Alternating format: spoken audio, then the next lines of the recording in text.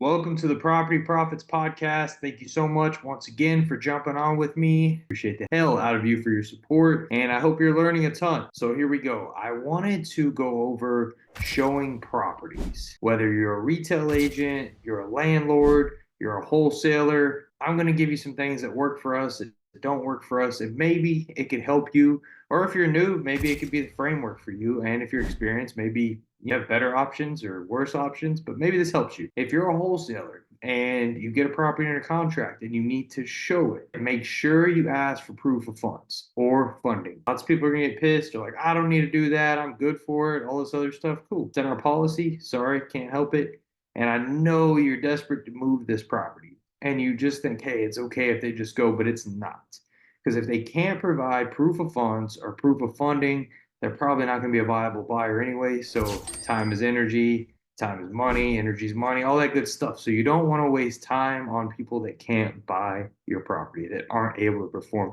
They don't have to have the cash in the bank, but they do have to have a letter from their lender, at least private money or hard money lender, some way showing that they're able to buy this property. If not, you're wasting your time. That could be in the form of, hey, shoot me a text of your bank account. You can blur out whatever you need to, or shoot me a text of the letter or email it if you're more formal. Another thing is, say you're a landlord and you have a property you want to get rented, you put it on Zillow, you put it on whatever these sites are that help you find applicants. All right, people want to see it. They're asking you like crazy.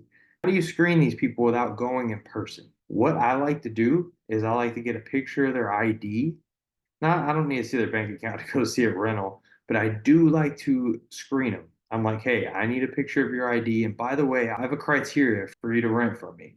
So if you got time for a couple questions, let's make sure you're a good fit before either you or I waste our time with the showing and all this other stuff. So what my criteria is, you have to make 3 times the rent per month. If it's a $2,000 rental, they got to make 6,000 a month and say, hey, do you make 3 times the rent? Oh yeah, or oh no, no, well, sorry, you just don't qualify. You have a co-signer if that's something that you believe in. Oh yeah, I can do that. Or they make 3 times the rent per month. No, they don't either. Well, you're not a good fit. Or yes, cool. All right. But make sure you ask that. Have you ever had any evictions? Have you ever been evicted? Some people are like, what do you mean? Well, have you ever been forced out of a place by the court and you drug a landlord through hell? Now, if they just broke a lease, this is just my personal opinion. I might let it slide if it was a while back. But like, if they have an eviction, that means like they drug somebody through hell. Literally, they had to put the notice on the door if you're in Texas, and they had to go to court. They had to get him out. It was a big pain in the ass. I respect the hell out of people that just fall on hard times and leave. That's fine. Crap happens. But if I do not, under any circumstances, rent to anybody with an eviction, I don't give a crap because, in my opinion, history repeats itself. And by the way, side note, we use a rentprep.com to actually screen people. And you have to get set up with them. You have to verify your ID because you're gonna be getting personal information from people. You got to screen people, and that's what we use as rent prep. You put in, then once they fill out your application and they give you consent to run their background, then you're gonna put that information in there. Within 24 to 48 hours, you're gonna get it back. Whatever you paid for, if you wanted their credit search score and all that stuff, you could add that on. But I think typically they charge us $30 because all we do is eviction and want to see if they've like had any aggressive crimes or anything like that. So anyway, that's just a side note. And also realtors, you have a listing. All right. This is huge too. And I see it all the time. But ask, has your clients been pre-qualified?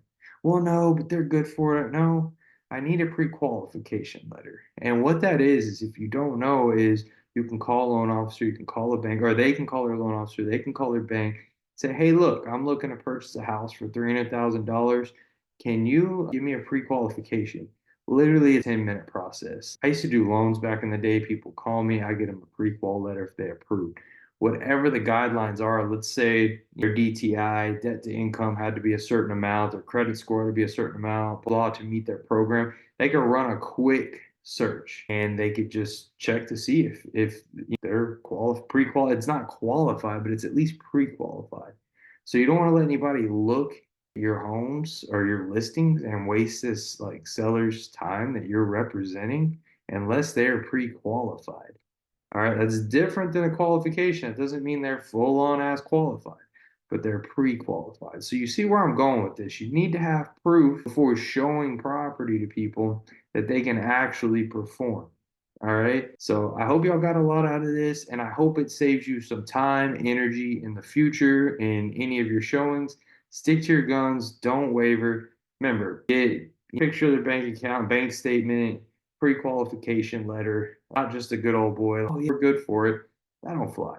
Anyways, if you like this and you got some good nuggets out of it, please refer a friend, family member, whatever. Leave us an honest review. We aren't running ads to this, so this is just word of mouth. And if you like what you hear, you tell a friend, they tell a friend. Hopefully, we keep growing this thing, and I will keep jumping on here and offering everything that I know and I don't know. Anyway, have a great one. Appreciate y'all.